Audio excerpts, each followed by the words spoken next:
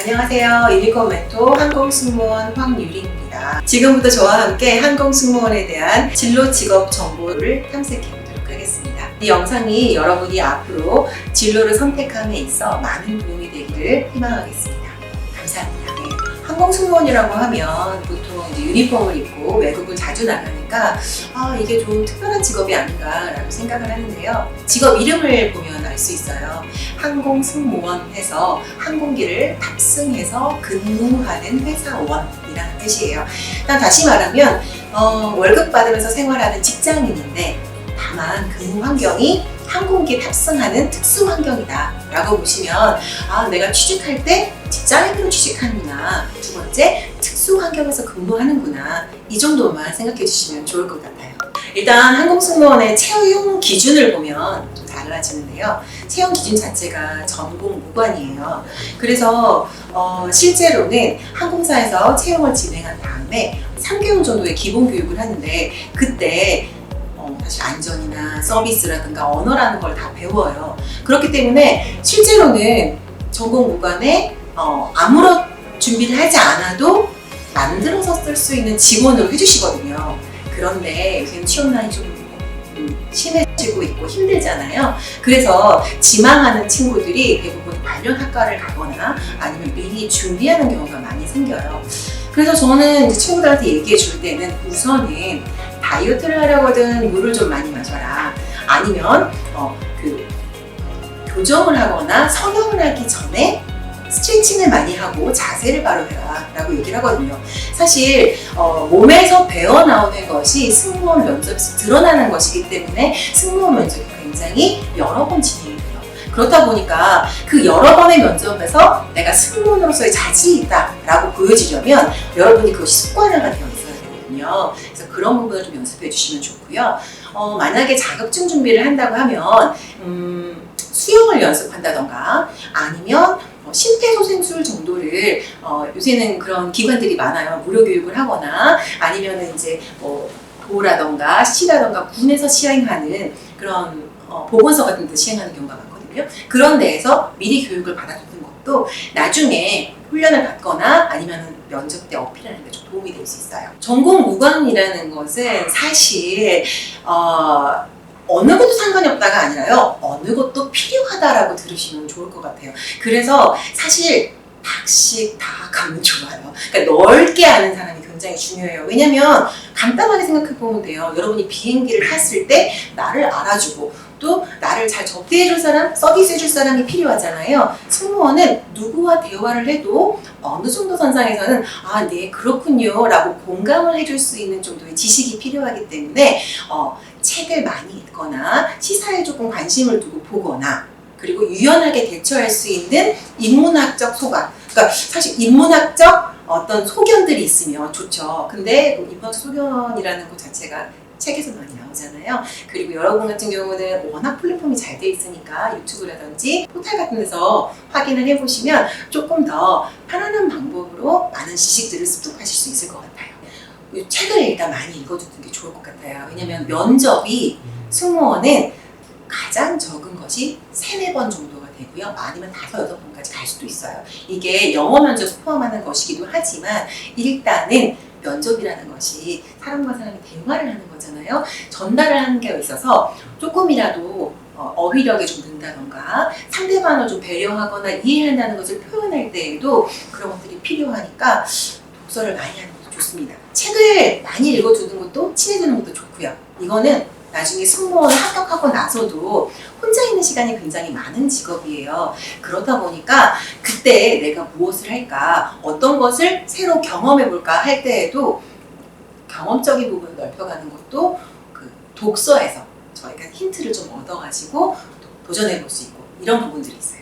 다양한 문화의 사람들이 비행기를 타고 또 다양한 국적의 사람들이 타기 때문에 그 사람들과 함께 어우러지고 또 그 사람들을 서비스하기 위해서는 어학적인 소견 그리고 문화적인 어떤 열린 마음 이런 것들이 필요하기 때문에 책과 신문 그리고 지식들에 대해서 관심을 꾸준히 가지면서 기사들을 보시는 것도 도움이 될 것 같습니다. 항공승무원은 기본적으로 전공이 무관, 그러니까 어느 전공이든지 지원할 수 있는 직군입니다. 있습니다. 사실 그 조종사의 경우에는 운항 조종에 대한 자격증, 항공 정비사는 정비사 자격증, 그렇죠? 그리고 만약에 공항 서비스에서 근무하는 지상 승무원이라고 하는 그 직종에는 따로 자격증이 준비되어 있어요. 하지만 항공 승무원은 자격이라는 것이 승무원 합격한 이후에 안전 관련해서, 그리고 그 회사가 가지고 있는 비행기 기종에 따라서 따로 자격을 취득하게 되어 있어요. 그래서 따로 준비할 자격증은 없다고 보시면 돼요. 물론 여러분이 기본적으로 입사 시험에 준비해야 될 공인 영어 성적은 준비하셔야 됩니다. 그래서 영어 공부 꾸준히 잘 하셔서, 왜 기한이 2년인 건 알고 계시죠? 그래서 지원할 때에 맞춰서 뭐 토익이라던가 토플이라던가 이러한 점수들을 준비해 두시는 게 좋습니다. 그리고 관련 학과로는 항공이라고 붙어 있는 과는 모두 괜찮습니다. 전공 무관이니까요. 그러나 여러분이 만약에 내가 항공인으로서 전문적인 소양을 얻고 싶다, 나중에 항공사에 들어가서 후배들을 양성하거나 아니면 학생들을 이끄는 역할까지 하고 싶다라고 하시면 항공사 다니면서도 대학원 다닐 수 있거든요. 오히려 회사에서 지원해주고 다니라고 권고가 많이 내려와요. 그렇기 때문에 먼저 학부에서 전공을 한 다음에 그 다음에 대학원을 진학해서 학위를 따놓으면 나중에 후배들을 양성하고 그리고 회사에서도 사용될 수 있는 큰 제목이 될 수 있죠. 이제 이런 부분들을 준비해 두면 좋습니다. 그리고 한 가지 더 말씀드릴게요. 전공이 무관하다 보니까 만약에 여러분이 나 승무원도 해보고 싶지만 이런 것도 관심이 있어요. 나는 나중에 내가 집을 지으면 내 집은 내가 설계하고 싶어요. 혹은 나는 웹툰이 너무 좋아서 그림 그리는 게 좋지만 승무원도 해보고 싶어요. 할 수 있어요. 저는 항상 플랜 B란 말을 굉장히 좋아하는 편인데요. 여러분이 승무원을 꿈꾸지만 승무원을 하면서, 혹은 승무원 이후의 커리어를 쌓아갈 때 도움이 될 수 있는, 여러분이 좋아하고 잘할 수 있는 다른 전공이 있다면 그거 하시면서 승무원 준비하셔도 돼요. 저는 항공 승무원을 항상 강추하는 것이 왜 그러냐면, 다른 직업을 준비하면서 충분히 할 수 있는 직업이라서, 그리고 언제라도 할 수 있어서 제가 권하는 거거든요. 그래서 전공에 대해서 너무 걱정하지 마시고, 내가 전문적으로 항공인이 되겠다라고 하면 항공 관련 학과를 지원하시면 되고요. 굉장히 많아요. 그리고 만약에 내가 다른 걸 잘해요, 이거 하면서 같이 하고 싶어요, 아니면 항공 승무원 하면서 내가 작곡하고 싶어요, 책 쓰고 싶어요, 할 수 있어요. 그렇기 때문에 여러분이 하고 싶은 일 하면서 항공 승무원에 대한 준비를 해두셔도 좋습니다. 항공 승무원에게 필요한 능력이라고 하시면요, 조금 편하게 생각하시면 돼요. 그러니까 항공기를 내가 탔을 때 어떤 승무원이 나를 접대해주면 좋을까, 어떤 승무원이 나를 맞이해주면 좋을까라고 생각하시면 간단해지는데요. 일단 친화력이 좋고 부침성이 좋으면서 다가가기 편한 성격이어야지 좋아요. 그래야지만 항공기 회사 사장님들도 이런 승무원 뽑아야지 손님들이 좋아하겠구나, 손님들이 이런 승무원 만났을 때 기쁘겠구나 라는 생각도 하거든요. 친화적이고 부침성이 많고 관찰력과 순발력이 좋으면 센스 있는 서비스 전문가가 될 수 있어요. 그리고 이제 중요한 안전 업무를 진행하는 직업이다 보니까 위급사항에 침착하게 대응할 수 있는 상황 결정력이 굉장히 중요해요. 그리고 그에 맞게 체력이 맞춰줘야겠죠. 그래서 체력 운동하는 거 게을리해서는 안 돼요. 스트레칭하고 근력 운동 꼭 필요합니다. 기본적으로 사람들에 대한 관심과 관찰력이 중요하고요.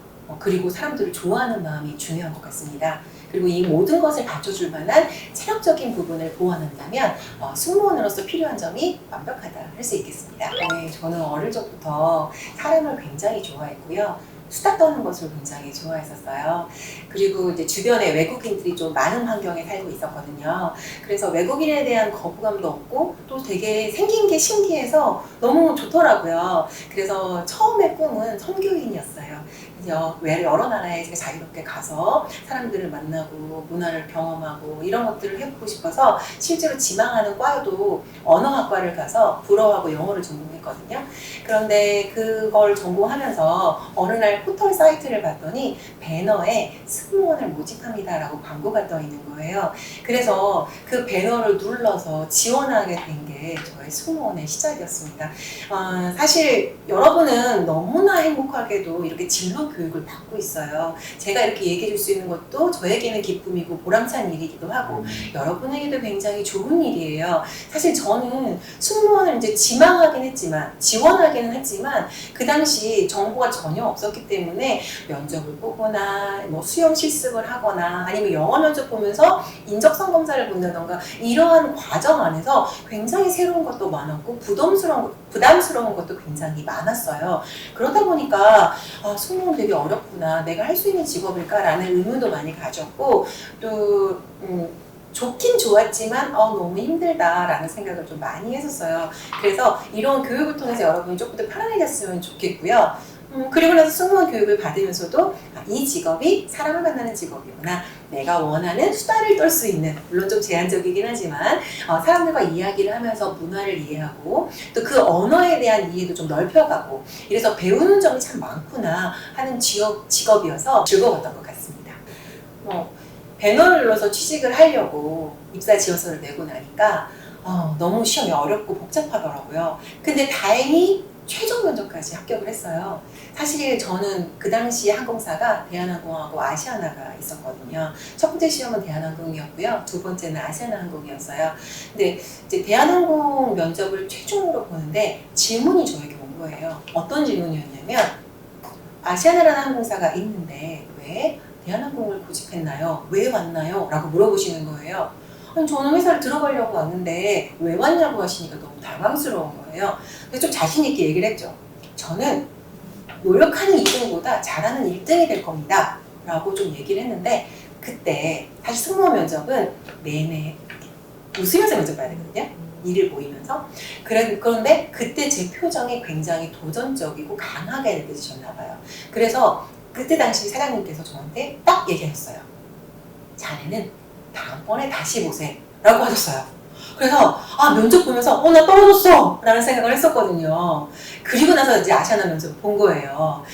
그러다 보니까 승무원이라는 직업 자체가 사실은 이렇게 끝까지 온화하고 부드러운 성품을 가져야 되는구나, 손님에게 강한 내 개성을 보여준다는 것이 조금은 조심스러운 부분도 있구나라는 것을 배우고 첫 번째 면접을 좀 받았어요.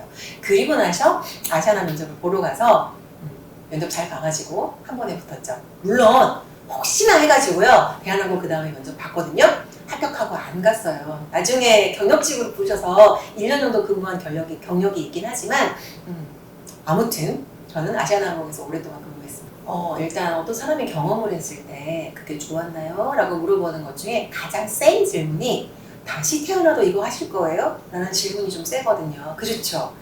저한테 다시 한번 물어보셨을 때 다시 태어나도 승무원 하실 거예요? 라고 물어보시면 전 자신 있게 다시 할 거예요 라고 얘기할 정도로 만족도가 높은 직업이었습니다. 첫 번째는 먼저 승무원을 할 때에도 굉장히 즐거웠어요. 매번 다른 크루들과 함께 매번 새로운 사람들을 맞이하고, 그리고 항공기는 대부분의 사람들이 좋은 목적으로 타요. 즐거운 여행이라던가 새로운 비즈니스의 시작이라던가 아니면 새로운 장소로 이동을 하기 때문에 사람들이 긴장은 되어 있지만 대부분 즐거운 마음으로 탑니다. 그렇기 때문에 그 기운을 받아서 일할 때도 굉장히 기쁘고 행복하게 일했던 것 같아요. 그렇기 때문에 제가 지금 기억하는 나의 직업 자체가 항상 즐거웠어, 행복했어 라고 생각하는 부분이 있는 것 같아요. 그리고 이제 그 직업을 계속 하다 보니까 아무래도 계속 웃으면서 일을 하게 되잖아요. 그리고 웃으면서 일하다 보니까 저 스스로도 행복한 사람이 되면서 상대방에게도 즐거운 미소를 전달해주는 그러한 역할이 습관처럼 몸에 배어요. 그러다 보니까 어느 모임에 가든 어느 자리에 있든 대부분의 경우 환영받는 존재가 되고 당신 참 좋은 사람이야, 인상이 참 좋아요 라는 말이 나이가 들어가면서 더 많이 듣는 말이 되는 정도로 좋은 직업이에요. 그래서 저는 승무원이 저에게는 최적의 직장이었고 또 직장이고, 그리고 앞으로 다시 하겠냐라는 말을 했을 때는 꼭 다시 하고 싶은 직업입니다. 항공승무원이 주로 하는 일은 사실 서비스 전문가와 그 안전요원의 역할, 이렇게 딱 두 가지가 되거든요. 그래서 이 두 가지의 역할을 수행하기 위해서는 비행 스케줄이 들어오고 내가 그 해당 일이 되면 일단은 승객들보다 훨씬 먼저 사무실에 출근을 하게 됩니다. 합니다. 출근을 하고 나면 일단은 모든 정보를 확인해야겠죠. 그래서 항공편에 대한 정보, 그리고 항공기에 대한 정보, 날씨 정보도 확인을 합니다. 그런 다음에 이제 캐빈 브리핑이라고 해서요, 승무원들끼리 모여서 회의를 합니다. 브리핑실을 따로 이렇게 예약을 한 다음에 거기에 모든 승무원들이 들어가서 오늘 이제 PNR이라고 하는 승객 정보를 통해서 오늘 승객이 어떤 승객들이 타고 오늘은 날씨 정보가 이러하므로 앞으로 뭐 터블런스, 그러니까 기체 요동이라던가 아니면은 뭐 가끔 생일이신 분들이 케이크를 주문하시는 경우도 있어요. 그래서 생일 케이크를 제공한다던가 아니면 전체 단체가 타는 경우에는요, 게임도 하고요. 아니면은 뭐 모델팀이 타가지고 쇼를 한번 하던지 아니면 메딕팀이 타서 뭐 마술을 보여준다던가 이런 이벤트들도 종종 하거든요. 근데 이런 정보들을 모두 총괄을 해가지고 오늘 비행은 이렇게 하겠습니다 라는 회의를 하게 됩니다. 그거 끝나고 나면 이제 항공기에 옮겨가든지 아니면 운항팀이라고 해서 조종사님들하고 같은 공간에 있다면 거기서 다시 운항 브리핑을 하게 됩니다. 운항 브리핑 할 때에는 아까 봤던 날씨 정보와 겸해져서 항공기의 지금 특성 그리고 지금 항공기에 탑승하게 돼서 어떠한 것들을 확인해야 되는지를 좀 더 면밀하게 정비사님들의 정보 그리고 조종사님들의 정보를 통해 가지고 확인할 수 있게 도와주세요. 이제 이걸 보고 나서 이제 기내에 탑승을 하게 되면 일단은 안전 장비들을 확인하게 됩니다. 비상 탈출에 대한 장비 그리고 이제 보안 장비들을 잘 있는지 제자리에 잘 있는지 그리고 우리가 사용할 수 있는 상태인지 확인을 한 다음에 보고 드리고 나서 서비스 용품을 살핍니다. 그래서 이제 케이터링이라고 해가지고 물건을 넣어주시거든요. 근데 물건 넣어주신 것을 개수가 잘 맞게 들어와 있는지 혹은 더 필요한 것이 뭐가 있는지 그럴 수 있잖아요. 어린이 승객이 많을 때는 페이퍼 그러니까 휴지 라고 하는 롤페이퍼를 훨씬 더 많이 청구한다던가 아니면 중고생이 많이 탄다, 여러분 같은 학생들이 많이 탄다 라고 하면 탄산음료를 더 우도해가지고 몇 박스 더 싣고 그런 것들을 더 생각을 해가지고 승객 정보에 맞춰서 물건들을 제어도하고 그것들을 받아서 정리하는 일까지 마친 다음에 그런 다음에 보딩 사인을 내요. 보딩 사인 내면 이제 여러분이 탑승 후 3번에서 항공편 몇 편 승객의 탑승을 시작하겠습니다 라는 방송이 나오게 되죠. 이제 승객들이 탑승하고 나면요 사실 승무원들이 서비스를 하게 되어 있습니다. 물론 탑승할 때에도 서비스를 합니다. 어떤 서비스를 하느냐? 보안 서비스를 하죠. 여러분 비행기 타면 탑승권 보여주시죠.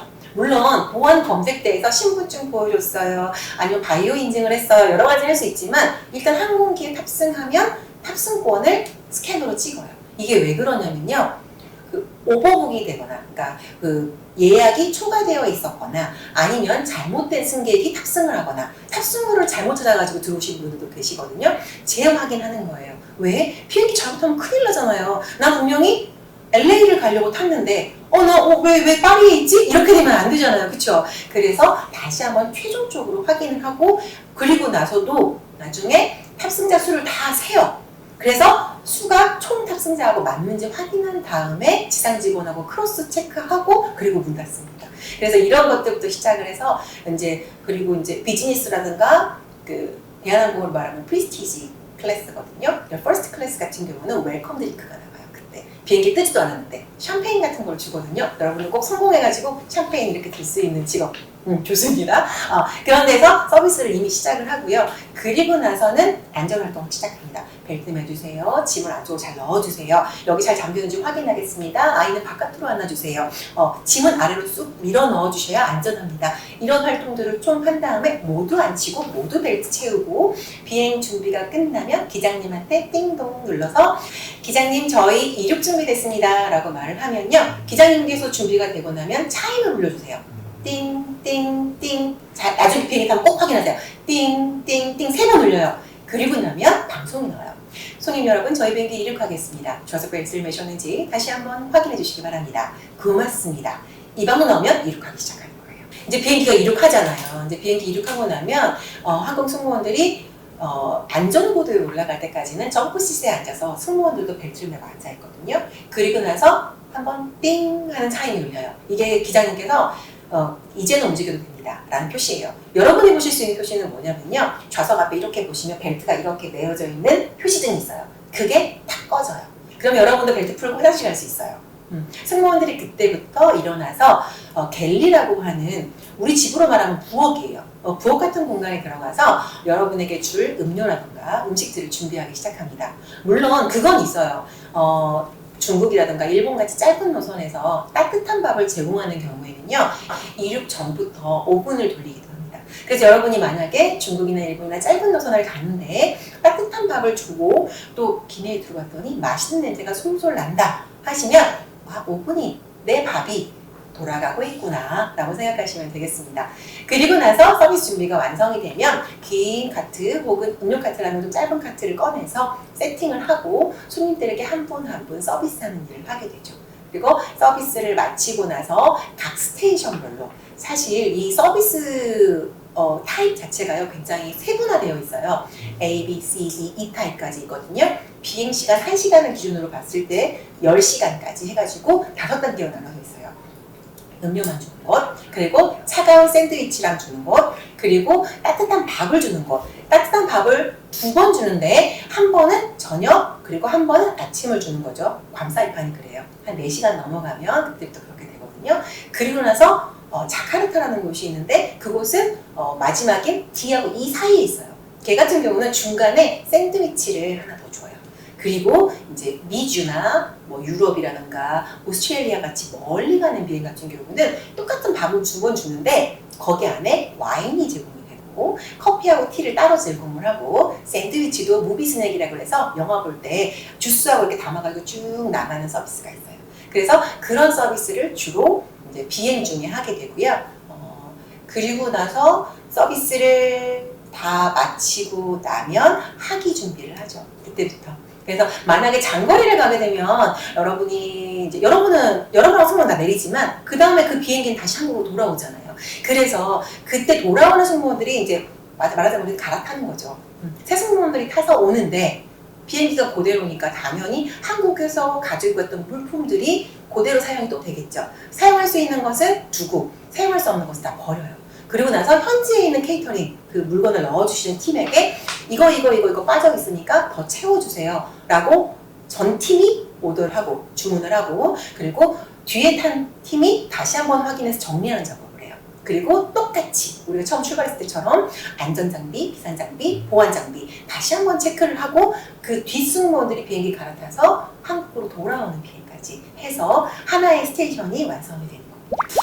근무 환경은 굉장히 특수한 편입니다. 일단 고도가 높고요. 고도가 높으면 어떻게 돼요? 공기가 적어지죠. 그럼 공기가 적어지면 기압이 낮아져요. 여러분이 만약에 과자 봉지 같은 것을 들고 비행기에 타게 되면 정말 터진 듯이 부풀었다가 다시 줄어드는 것을 볼 수 있어요. 예전에 저희가 그 풍선 서비스를 했었어요. 어린이날. 그래서 어린이날 상공에 올라가면 안전고도에 올라가게 되면 풍선을 이렇게 불어가지고 칼도 만들어주고 꽃도 만들어주고 이랬단 말이에요. 거기서는 분명히 빵빵한 풍선이었어요. 근데 착륙하고 나면 얘들이 쪼글쪼글해지는 거예요. 착륙하고 나서 애들이 우는데 정말 힘들었거든요. 그만큼 환경이 달라요. 그렇기 때문에 사실상 승무원으로 근무한다고 하시면 아까 체력 얘기했잖아요. 체력적인 부분이 중요하다라고 하는 게 그런 부분에서 중요한 것도 있어요. 그리고 이제 또 다른 부분이 있다면 여러분 같은 승객들을 위한 서비스, 승객들을 위한 제공되어지는 안전 이런 것들이기 때문에 승무원들은 그 전에 비행기에 탑승하잖아요. 그렇다 보니까 승무원들이 탑승했을 때에는 기내의 기자재들이 움직이지 않아요. 특히 여러분 생각해보면 잘 떠올려보세요. 비행기 이륙하기 전에 왜 시동을 껐나? 왜 이렇게 더워졌지? 공기가 왜 이렇게 답답해? 라고 생각할 수 있어요. 사실 차는 주차라고 하는데 비행기는 주기라고 하거든요. 비행기가 주기되어 있을 때 에어컨차, 전기차를 붙여놔요. 그래서 전력을 공급받고 에어컨을 통해서 벤츄레이션, 공기를 순환시켜요. 그런데 비행기가 움직일 때, 활주로로 움직일 때는 사실상 토잉카라고 하는 견인차가 랜딩 기어에다가 고리를 걸어서 이렇게 끌어가요. 그런데 비행기는 시동이 안 걸려있죠. 왜요? 비행기는 바람을 이용해서, 공기를 이용해서 나가는 기계예요. 그러니까 공기 보셨을 거예요. 날개 이렇게 있으면 밑에 이렇게 동그랗게 생겨있는 엔진이 있거든요. 남자친구들은 잘 알더라고요. 제트 엔진이라고 부르는 비행기의 동력 장치인데요. 이거 하나 가지고 전기도 만들고 비행기가 날아갈 수도 있기도 하고 그리고 냉방도 하는 거예요. 그래서 이 기계를 돌리게 되면 원리가 뭐냐? 선풍기랑 비슷해요. 다만 선풍기는 바람이 앞으로, 제트 엔진은 바람이 뒤로. 그래서 바람을 따라서 뒤로 밀고 가요. 그러면 비행기가 주기되어 있을 때 엔진 돌리면 어떻게 되겠어요? 바람을 막 빨아들이고 난리가 나겠죠. 밑에 정비사님들 얼마나 위험해지겠어요. 청소하는 이모들 얼마나, 지상조업원이라고 하거든요. 지상조업원님들은 얼마나 위험하시겠어요. 그래서 항공법에서는 지상에서는 비행기 시동 걸지 마세요 라고 되어 있어요. 엔진 돌릴 수 없어요. 그래서 우리가 비행기 후진할 수 있나요? 라는 질문을 받으면 후진할 수 있지만 하지 않아요. 왜? 항공법에서 엔진 돌리는 게 금지되어 있기 때문이죠 라고 설명을 하는 거예요. 그래서 비행기가 후진해서 할중까지 갈 때까지 시동이 꺼져 있는 거예요. 그렇다면 당연히 손님들이 탑승 전에도 에어컨차나 전기차 붙이는 게 그렇게 쉽지는 않겠죠. 처음에 승무원들이 탈 때 우리가 안전장비 확인할 때는 에어컨차도 없고 전기차도 없는 편이에요. 기존에 있는 이제 배터리 정도 사용하고요. 오히려 문을 열어놓고 있는 경우도 있어요. 그렇게 한 상태에서 안전장비 보고 케이터링 되는 거 확인해가지고 물건 잘 들어왔나, 서비스할 거 뭐 있나, 아까 생일 케이크 얘기했던 생일 케이크 같은 게 만약에 탑승자를 위해서 실렸다. 이거 제대로 실렸나 이런 거 확인하는 거예요. 그때는 에어컨 없어요. 그리고 전기도 기본 전기만 있기 때문에 그렇게 많은 전기를 쓸 수가 없는 상태예요. 기본 확인만 할 수 있게 되어 있거든요. 그래서 그런 부분에 있어서 승무원이 조금 애로가 있다라고 보시면 될 것 같아요. 그리고 또 승무원들은 걸어서 뉴욕 간다고 많이 얘기하거든요. 이게 왜 그러냐면은 승무원들은 이륙할 때 점프시시라고 그래서요. 벽에 이렇게 납작하게 붙어있는 의자가 있어요. 이렇게 내리면은 이렇게 판이 내려와서 의자처럼 생겨 있고 탁 내려놓으면 스프링처럼 탁 붙어서 벽처럼 되는 의자가 있어요. 그게 점프시트라고 부르거든요. 그 점프시트에 앉아서 이착륙을 진행을 합니다. 그런데 평상시에는 거기 못 앉겠죠. 사실 가끔 비행하다 보면 손님들이 나 너무 답답해요, 너무 갑갑해요 라고 나오셔서 그 출입구 문 여는데 옆에 있는 점프시트에 막 앉아있고 그리고 내려가지고, 근데 우리는 그렇게 하면 안 돼요 라고 얘기를 하거든요. 왜냐면 안전상의 위험이 되기 때문에 안 된다라고 얘기해요. 그렇다면 승무원은 비행 중에 앉을 자리가 없다는 얘기가 되는 거겠죠. 그래서 승무원들은 대부분 서서 일하게 됩니다. 사실 장거리에 가게 돼가지고 쉬는 시간이 조금 줄여져서 벙커라던가 아니면 레스시시라고 해서 쉬는 공간을 마련해 두거든요. 커튼을 이렇게 쳐요. 그럼 그 안에 들어가서 다른 승객들처럼 의자 뒤로 젖혀놓고 좀 쉴 수 있는 그런 시간이 있어요. 그 시간을 제외하고는 서서 항상 서서 다닌다고 생각하시면 될 것 같아요. 그래서 그런 부분이 조금 어렵다라고 보시면 되겠습니다. 그리고 근무 환경 얘기했으니까 장소에 대한 좀 생각도 있을 수 있잖아요. 항공 승무원은 무조건 비행기 탄다 라고 생각할 수 있는데 사실 비행기 안 타는 승무원들도 있습니다. 승무원 교육을 누가 교육할까 생각해보면 승무원 교육은 승무원이 제일 잘 알지 않겠어요? 그래서 훈련원에 있는 강사들이 대부분 승무원이고요. 물론 그 승무원들도 자격을 유지해야 되기 때문에 한 달에 한 번은 반드시 비행을 해야 된다는 조건이 있어요. 그래서 그 사람들도 비행기에 탑승하긴 하지만 일반적으로 한 번 비행하고 나머지 날에는 매일 출근해서 승무원들을 가르치거나 아니면 가르칠 수 있는 이런 커리큘럼을 만드는 사무직 일도 한다는 거 알아두시면 좋을 것 같아요. 수익 부분을 또 얘기하자면요. 항공사는 대기업하고 동일한 기준, 비슷한 기준으로 직원 복지라던가 급여를 설정하게 되어 있습니다. 기본적으로는 승무원이 평상적으로 하는 비행 시간에 더해서 시간이 하나씩 늘어날 때마다 시간의 수당이 좀 더 들어가게 되는데요. 여러분이 아시다시피 위험 수당이 혹시 있느냐라고 물어보는 친구들도 있는데 위험 수당은 따로 없어요. 대신에 어떤 게 있냐면요. 대기업하고 비슷하면은 위험하고 어려운 직업인데 이거를 왜 그렇게 똑같이 주죠? 또 더 줘야 되는 거 아니에요? 이렇게 할 수 있어요. 승무원은요 국제선을 타잖아요. 국외 근로자예요. 세금 혜택을 받습니다. 그래서 일반 기업 연봉 3,000이에요 하고 승무원 3,000이에요 라는 거는 금액이 달라요. 실수령액이. 그리고 또 해외 나가면 우리 거기서 밥 먹고 뭐 이렇게 쓰잖아요. 물론 호텔은 제공이 돼요. 무조건 숙박은. 그런데 이제 조식은 호텔에서 주는데 점심을 먹어야 된다던가 이런 것들이 있을 수 있잖아요. 체류비라고 하는 퍼듐이 줍니다. 그래서 퍼듐은 달러로 들어와요. 그래서 퍼듐비를 또 받고요. 그리고 위험수당이라고 생각할 수도 있는데 국내선을 타면요. 랜딩이라고 하거든요. 착륙을 탁 한번 할 때마다 통장에 탁 하고 돈이 찍혀요. 랜딩비 통장이라고 하거든요. 승무원은 총 통장 3개 줘요. 월급 통장, 퍼듐, 체류비 통장, 그리고 랜딩비 통장 이렇게 3개가 줘요. 보통은 요거 하나만 공개합니다. 요거 두 개는 승무원이 몰래 자기가 쓰기도 하고 아니면 오랫동안 놔뒀다가 정말 자기가 갖고 싶었던 걸 사는 승무원들도 있어요. 그래서 이런 부분들이 대기업 수준의 어떤 대우이지만 좀 다른 부분이 있다라고 볼 수 있고요. 또 한 가지 팁을 드리자면 사실 기업도 환경이 돼야지만 직원들에게 복지를 많이 주잖아요. 그렇기 때문에 큰 항공사일수록 돈을 좀 더 많이 받는다. 이거는 불변의 진리입니다. 이건 어쩔 수 없어요. 저에게 가장 재미있었던 경험이 뭐냐고 친구들이 많이 물어봐요. 사실 승무원으로서 좀 메리트라고 한다면 여러 지역을 다닐 수 있다는 거, 또 여행할 수 있다는 거 짧지만 혹은 휴가를 내면 좋겠지만 비행 중에도 가까운 데로 갈 수 있다는 거예요.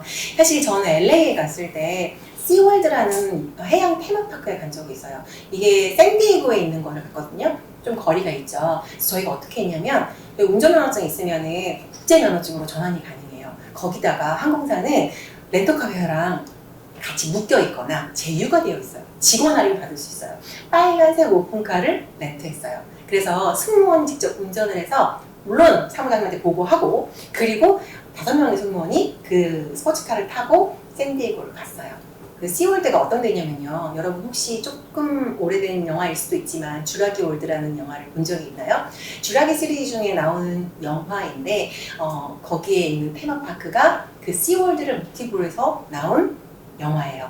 그 모사사우루스가 백상아리를 먹으려고 이렇게 푹 하고 뛰어오르는 장면이 있어요. 그 장면이 바로 시월드의 시그니처 모델인 그 샤무라고 하는 범고래를 만든 거거든요.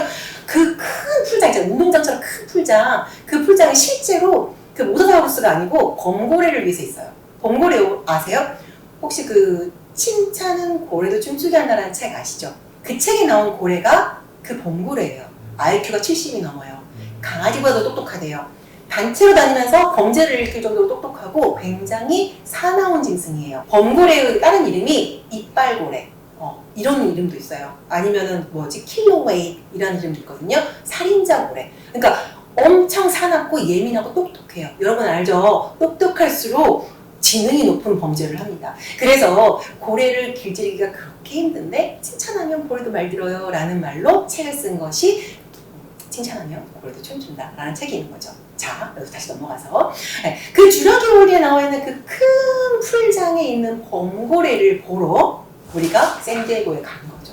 거기서 뭐 우리가 흔히 볼 수 있는 돌고래쇼, 물개쇼 아니면 작은 수족관들이 모여있는 해마에 있는 이렇게 작은 수족관들이 있는 것도 구경하고 그리고 실제로 막 물개쇼도 보고 돌고래쇼도 보고 그리고 엄청난 샤무쇼도 보게 됐죠. 그때 우리가 많이 했던 게 뭐였냐면 우리 회사 그만두고 저거 훈련하자. 훈련사 너무 멋있다. 막 이렇게 막 하고 왔거든요. 물론 직업을 바꾸지는 않았습니다. 저는 승무원이 훨씬 좋았거든요. 그래서 그때 그 너무나 감격했었던 장면들이 아직도 생생하고요. 그때 사진 찍어놓은 것들을 볼 때마다 나 여기 갔었어. 여기 너무 재밌었어. 여기 또 가고 싶어. 라고 할 정도로 정말 즐거웠던 날이었던 것 같아요. 비행하다 가장 힘들었을 때가 언제예요? 라고 물어봤을 때는 문화가 너무 다를 때예요. 그러니까 나는 알고 있고 상식이라고 생각했던 건데 그 사람은 상식이 아니었던 거예요. 그럴 때 저는 왜 그러지 이 사람? 이렇게 놀라기도 하고 그것 때문에 힘들어지는 경우도 있어요.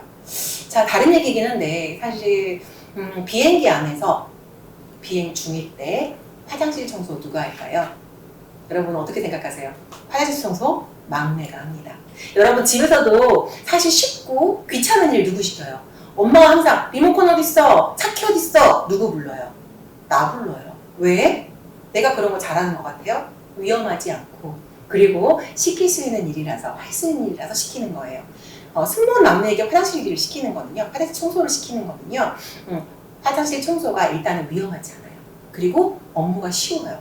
왜냐하면 오븐을 만지거나 철 기물을 만지는 건 다치기도 쉽고 데이기도 쉬워요. 그러니까 비행기 탄 지 얼마 안 된 후배들은 모두 다 그런 일들을 하는 거예요. 화장지 끼워 넣고 꽃병 꽂고 로션 정도 놓을 수 있는 거 청소 좀 하고 이런 것들을 비행 중에 비행 안 할 때는 그냥 지상 조업원 이모들이 하세요. 그렇기 때문에 그럴 때는 후배들이 합니다. 바야흐로 제가 막내였을 때입니다. 막내였을 때 아직 그 서양 문화에 대해서 익숙하지 않은 분들이 가끔 비행기를 타실 때가 있어요.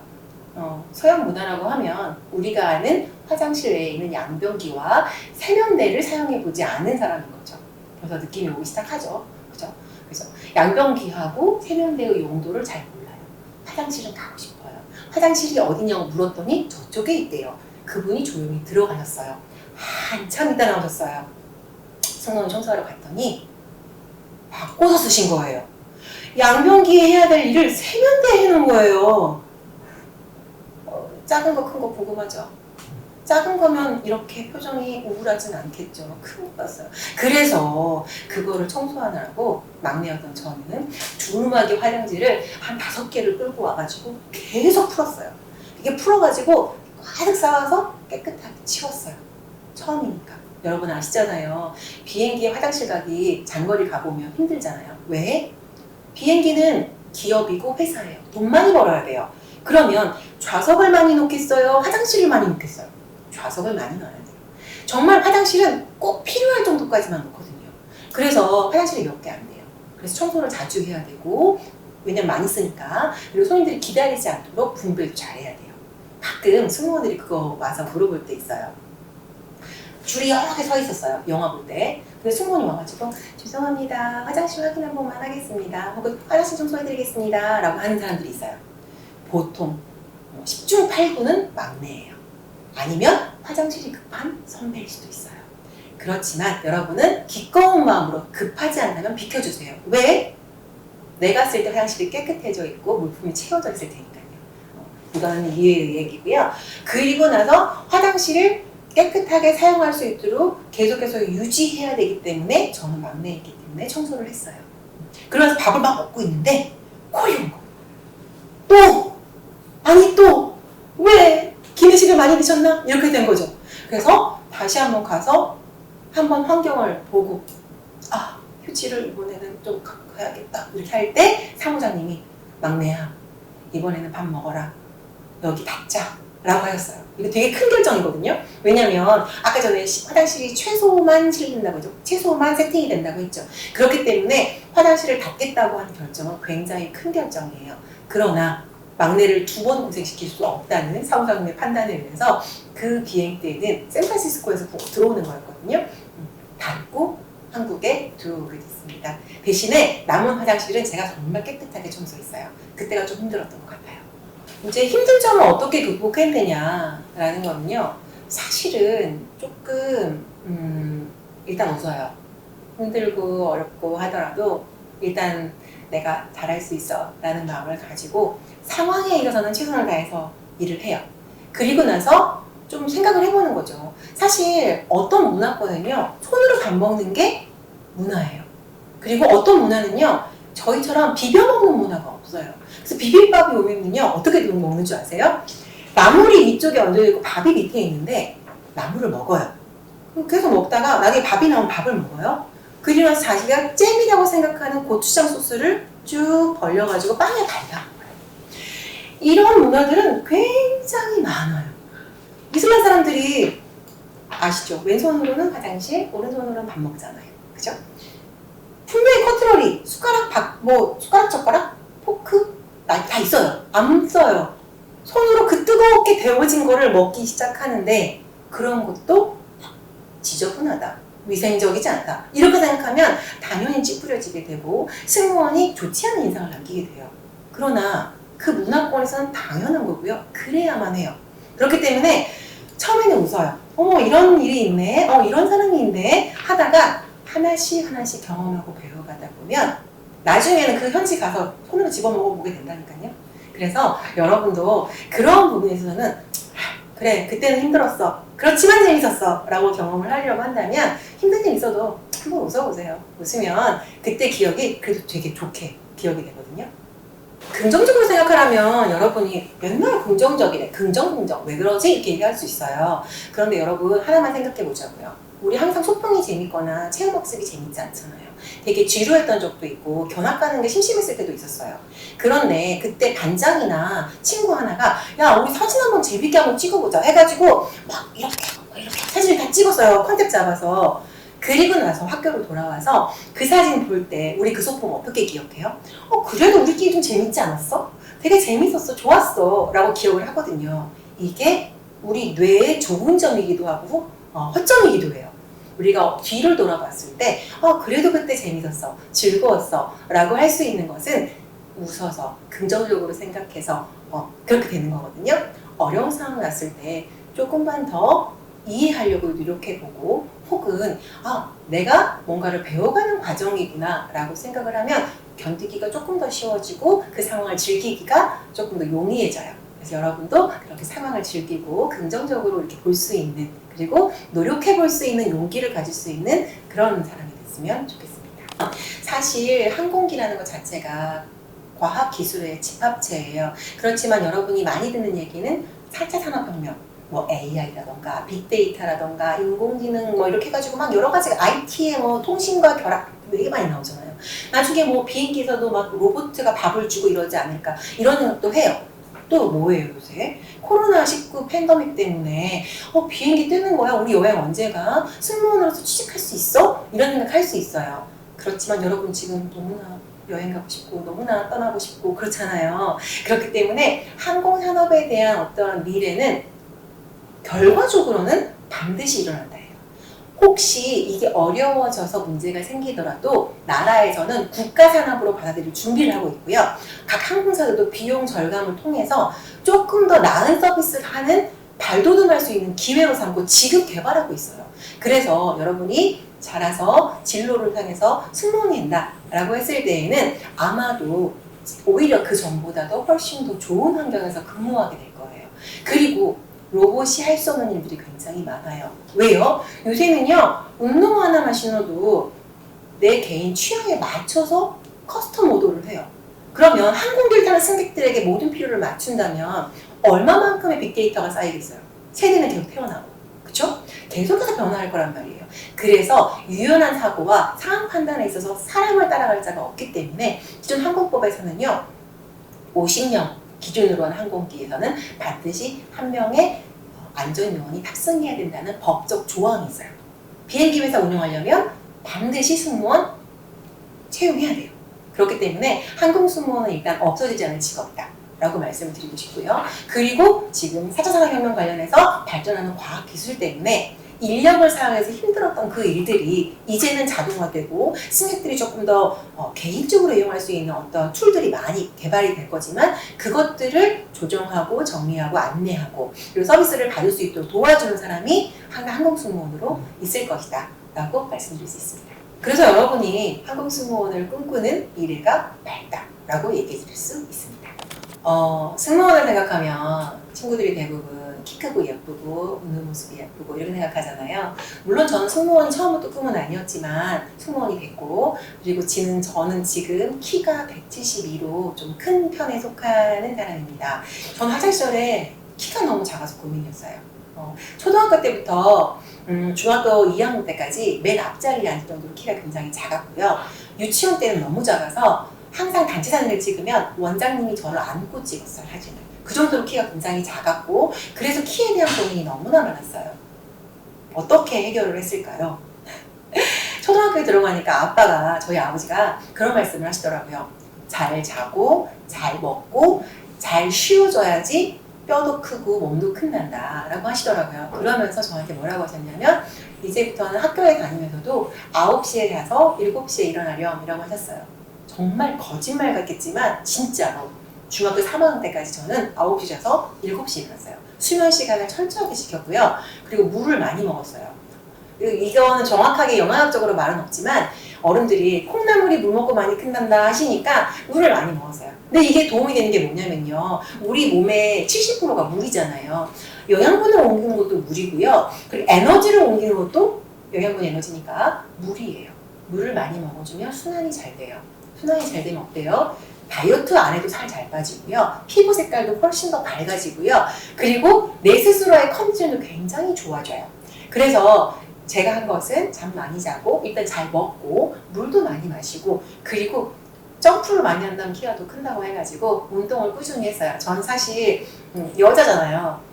그거 아세요? 여자들은 아이를 낳는 성이기 때문에 골반이 조금 아래에 있대요. 그래서 점프하기가 조금 힘들어요. 저는 많이 걸었어요. 그래서 많이 움직여주고 운동을 해서 키가 크기 시작했어요. 그래서 고등학교에 갔는데 키가 쑥쑥쑥 크는 거예요. 고3이 됐을 때 얼마만큼 컸냐? 168까지 컸어요. 되게 많이 컸죠. 그래서 그때는 이 정도면 됐어. 이제 그만 커도 돼. 라고 생각을 했어요. 근데 제가 아까 키 몇이라고 했어요? 172라 그랬죠? 대학교 가서도 172까지 큰 거예요. 여기서 할 말 뭔지 아세요? 여러분, 승무원 한다고 예뻐져야 된다고 해서 성형수술하거나 왜 의사가 권하지 않는 치아 교정하거나 그런 사람들 있어요. 막 코가 작아 높아야겠어요. 아니요. 여러분 대학교 때까지 키 크고 몸이 커질 거예요. 얼굴에서 1mm, 2mm가 얼마나 큰지 알죠? 섣불리 성형수술하거나 섣불리 교정했다가 나중에 조금 낭패가 되는 경우가 많아요. 크거나 해도 돼요. 저도 승무원 되고 나서 라식 수술했어요. 휴가 10일 냈어요. 다 할 수 있어요. 교정하는 승무원들도 있어요. 그렇기 때문에 여러분이 승무원이 되기 위해서 인공적으로 수술을 하거나 돈을 들여야겠다. 안 하셔도 돼요. 우선 미소 연습하시고 자세 바로 하고 물 많이 마시고 스트레칭하고 근력 운동하는 거 그거 강추. 그렇게 하시면 됩니다. 학창 시절로 돌아가면 다시 잘 하고 싶은 게 뭐였냐면 저는 학과 공부를 조금 더 열심히 하고 싶어요. 제가 아까 불어하고 영어 전공했다고 얘기했었잖아요. 사실 선교인이 되기 위해서 어학을 공부한 건 맞아요. 그리고 그게 승무원으로서 취직을 할 때도 훨씬 도움이 됐고 또 그 문화권의 사람들을 만났을 때도 저에게 장점이 된 것도 맞아요. 근데 제가 아쉬웠던 건 뭐였냐면 사실 저는 선교인이 꿈이었기 때문에 봉사활동이라던가 교회활동을 훨씬 더 많이 했었어요.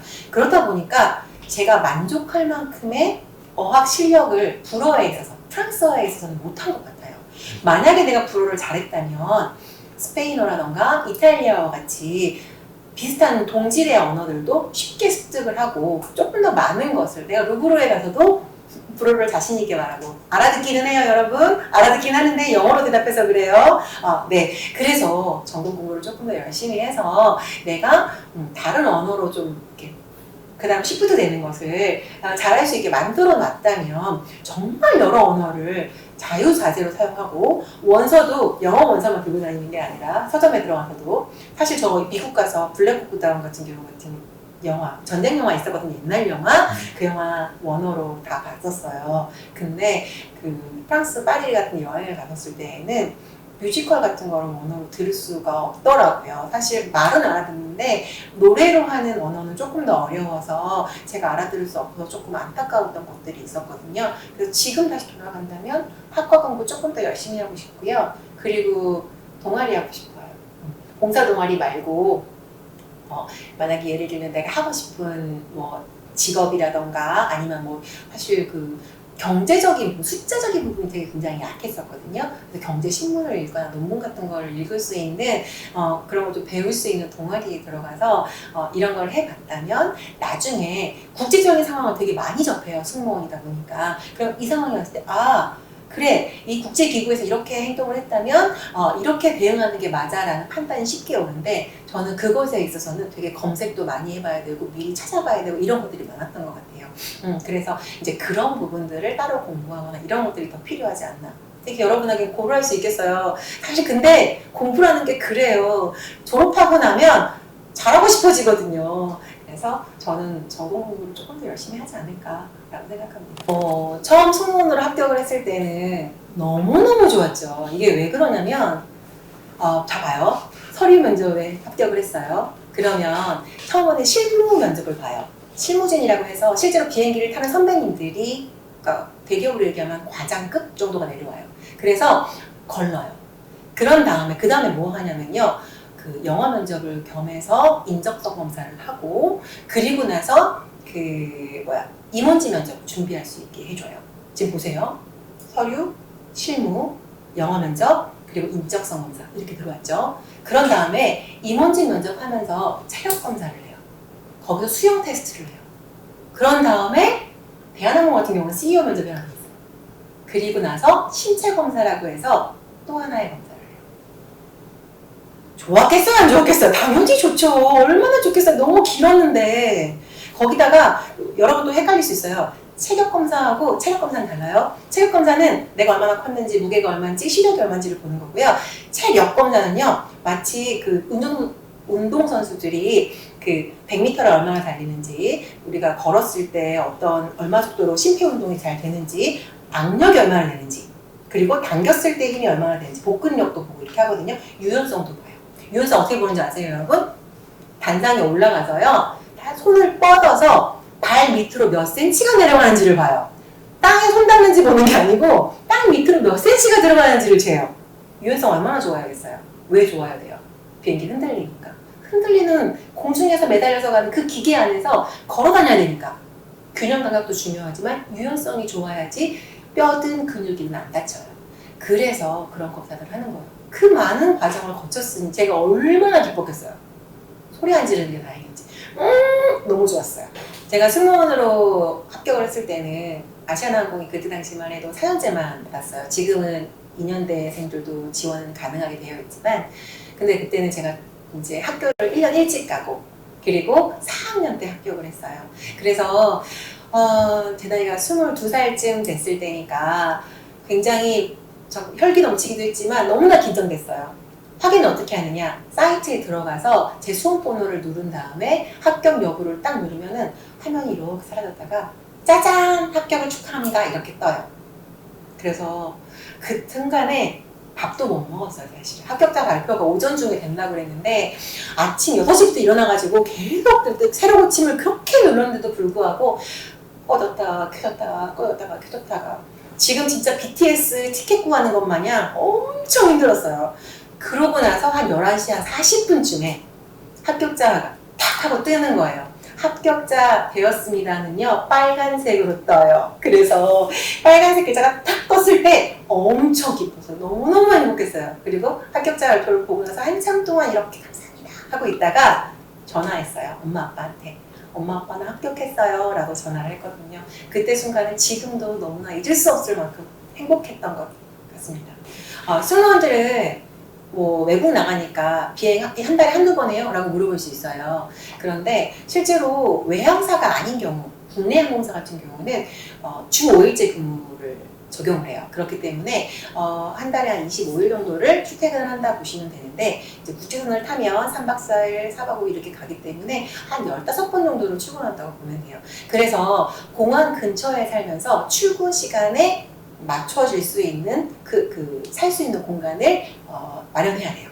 그래서 제가 취업을 하고 나서 저는 광주광역시 출신이거든요. 그래서 일단 첫 번째는 서울을 가야 되는구나, 이사를 가야 되는구나, 부모님하고 떨어져 살겠구나 이 생각을 먼저 했고요. 그러면 내 알람과 나를 깨워주던 밥을 챙겨주시던 엄마는 이제 나에겐 없겠구나, 내가 이것을 해야 되겠구나 라는 생각을 제일 먼저 했었고요.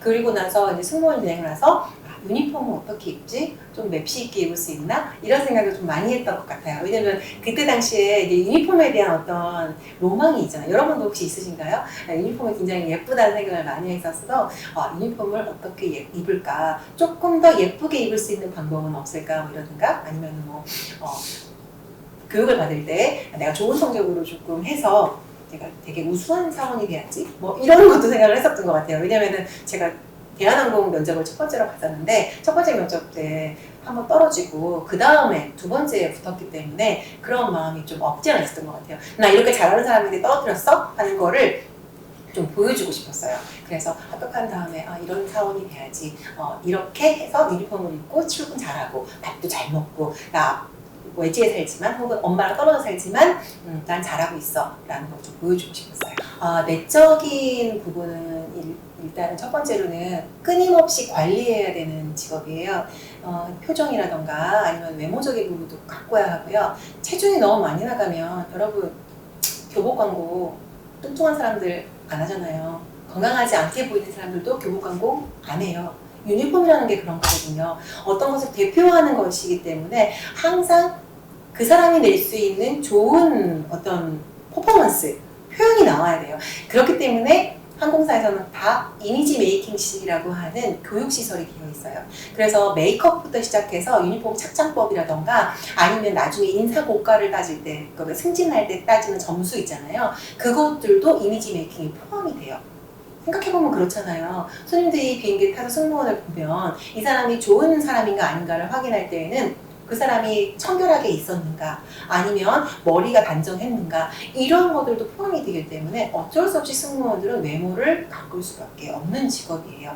그래서 그런 부분도 있고요. 사실 저는 화장을 잘 못했었거든요. 지금도 잘 못하는 편에 속해요. 하지만 지금 잘할 수 있는 게 어떤 거냐면 머리를 올림머리를 한다던가 아니면 기본적으로 깨끗하게 화장하는 것은 잘할 수 있어요. 왜요? 교육받았으니까. 매번 확인받았으니까. 이런 것들은 잘할 수 있어요. 그리고 몸 관리도 마찬가지예요. 체력을 많이 쓰는 직업이다 보니까 계속해서 운동하고 내가 체력이 있어야지만 힘들지 않게 잘할 수 있겠구나라는 생각을 많이 해요. 그리고 잠도 깊이 잘 수 있도록 스스로 좀 관리하는 습관이 생겨요.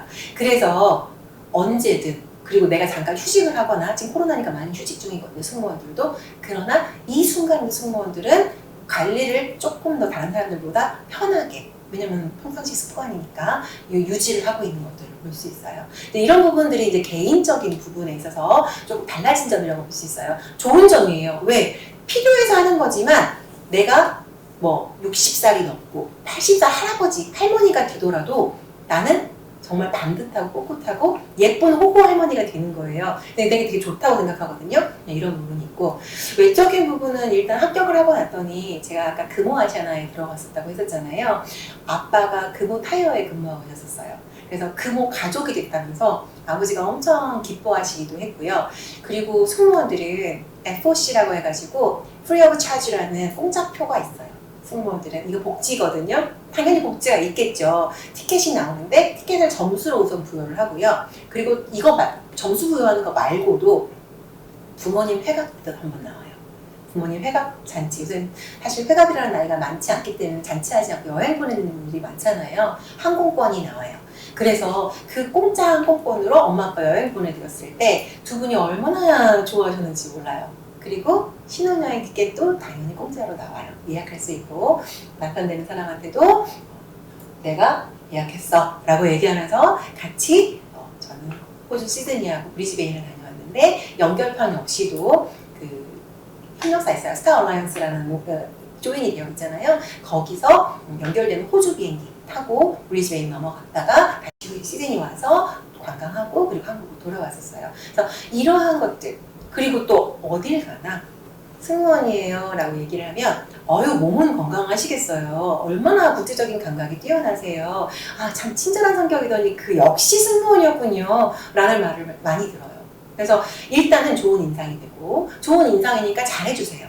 그러면 나도 좋은 피드백, 좋은 리액션이 나오겠죠. 그래서 관계가 굉장히 좋은 인간관계를 가질 수 있는 그런 직업이더라고요. 그래서 역시 승무원, 역시 항공승무원 출신이군요 라는 말을 많이 들었던 것 같습니다. 그래서 외적으로도 저에게 굉장히 메리트를 많이 줬고 장점을 많이 주는 직업입니다. 현재 목표를 물어보신다고 하면 사실 지금 목표를 하나씩 이뤄가는 중이거든요. 저는 지금 전직 승무원으로서 여러분에게 승무원이 직업이 이렇습니다 라고 이야기해주고 있는 입장이잖아요. 저는 사실 개인적인 사정으로 항공승무원을 그만두고 현재는 승무원이 되고자 하는 친구들을 위해서 각 대학에서 강의를 하는 사람이에요. 여기서 이제 나가게 되면 교수님 얘기를 듣는 거죠. 그러면서 친구들이 조금 더 꿈에 가까이 가도록 도와주기도 하고 그리고 이 진로가 방향이 맞는지도 다시 한번 확인해주는 작업들을 하고 있어요. 그러면서 동시에 여러분에게 좀 도움이 될 수 있는 팁들을 조금씩 쌓아가고 또 코로나19 사태가 조금 나아지면 여러 장소들을 조금 짚어갈 예정이에요. 그래서 경험이 쌓이고 내 스스로가 좀 됐다라고 할 때 정말 뒤에 오는 친구들 혹은 나랑 같이 걷는 사람들이라 할지라도 그 사람들에게 좀 도움이 될 수 있는 공간과 소통을 할 수 있는 어떤 플랫폼을 만들었으면 좋겠어요. 그게 책이어도 좋고 아니면 실제로 여러분과 외부로 만들어도 좋아요. 그래서 그런 것들을 만드는 게 지금 가까운 목표예요. 조금 더 멀리 간다면 저는 지금 이번 주에 졸업을 해요. 대학원 졸업하거든요. 항공대학교에서 관광경영 전공을 해가지고 이번에 논문패도 받았고 졸업도 할 거예요. 그 졸업이 끝나고 나면 관광 정책이라던가 항공 정책 관련해가지고 가능해 내 손이 닿는다면 나의 어떤 영향력이 닿는다면 그 정책상에 있어서 조금 더 관광객들이 많아지고 조금 더 한국을 보러 외국인들이 많이 와서 항공산업이 발전할 수 있는 그러한 것들도 함께 만들어가는데 일조하고 싶어요. 그게 조금 더 먼 미래의 제 목표입니다. 항공승무원은 정말 매력적인 직업입니다. 저는 이제 가까운 지인들의 동생, 뭐 아니면 조카 있으면 무슨 일 할 거예요? 승무원 면접 한번 봐요. 이렇게 다 얘기할 정도로 승무원이라는 직업을 굉장히 좋아하거든요. 이게 왜 그러냐면 우리는 사실 어느 순간에서든 정보라던가 내용들을 뽑아서 쓸 수 있는 시대가 됐어요. 다만 그 기회가 언제 왔느냐, 타이밍이 언제였느냐 이런 것들이 되게 중요하잖아요. 근데 한국 승무원은요, 내가 그렇게 하려고만 하면 조금 더 넓고 다양하게 경험할 수 있는 그런 기회들이 많아요. 그게 사실은 온라인으로 이렇게 듣는 것도 좋지만 저랑 여러분이 만나서 얘기를 하면 얼마나 더 좋겠어요. 그런 것들이 승무원들을 조금 더 용이하기 때문에 저는 그게 좋다고 생각하거든요. 사람은 저는 진짜 생을 마감하는 그 순간까지 계속 배우는 동물이라고 생각을 해요. 배워야 젊고 배워야 조금 더 팔팔하고 생생하게 살아갈 수 있어요. 근데 승무원이라는 직업 자체가 매일매일 새로운 팀과 매일매일 새로운 사람들을 만나서 생기 있고 쾌활하고 유쾌하게 지낼 수 있는 직업이라고 생각을 해요.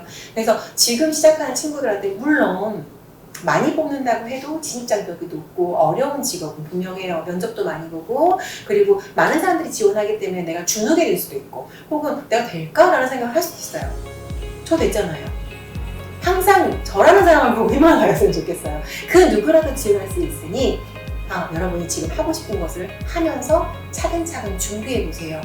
사실 웃는 것부터 시작해서 자세라는 게 다 근육으로 하는 거예요.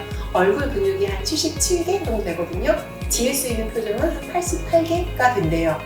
그게 근육으로 기억하기 때문에 내가 연습을 해놓으면 나중에 언제든 드러나는 거예요. 그래서 여러분이 승무원을 준비하겠다, 되고 싶다 라고 얘기한다면 지금부터 긍정적인 마음으로 많이 웃고 연습하면서 스트레칭 해놓고 면접 준비해놓으면요, 꼭 승무원 아니어도 다른 면접 봐도 자신 있어요. 왜? 하드코어, 가장 높은 하이엔드급 면접이 승무원이거든요. 그래서 저는 승무원을 추천하는 이유가 그런 거예요. 많이 배우시고 경험할 수 있고 기회를 많이 얻을 수 있고, 기회라는 건 정말 중요합니다. 그래서 여러분 희망을 잃지 말고요, 여러분이 꿈꾸고 있는 그 일 지금 시작하세요. 길다면 길고 짧다면 짧다는 영상을 여러분이 저와 함께 해주셔서 너무나 기쁘고 감사하고요. 이 영상을 보고 여러분이 정말 진로를 선택할 때 이거구나, 이렇게 해야 되는구나 라는 거를 깨달을 수 있는 작은 팁이 될 수 있도록 지금 열과 성의를 위해서 얘기하고 있고요. 또 도움이 되기를 바라는 마음이 정말 큽니다. 이 영상 보시느라 정말 수고 많으셨고요. 영상 보시는 모든 분들이 저처럼 원하는 직업에 꼭 합격하시고 꼭 그 직업을 가지셔서 즐기시고 또 혹은 내가 진로를 이렇게 할까 저렇게 할까 생각을 했을 때 길을 선택하는 데 조금 도움이 되는 영상이 되기를 바라는 마음입니다. 들어주시면 감사하고요. 잘하실 거죠? 저는 믿겠습니다. 그럼 인사하고 마치도록 하겠습니다. 고생하셨어요. 안녕.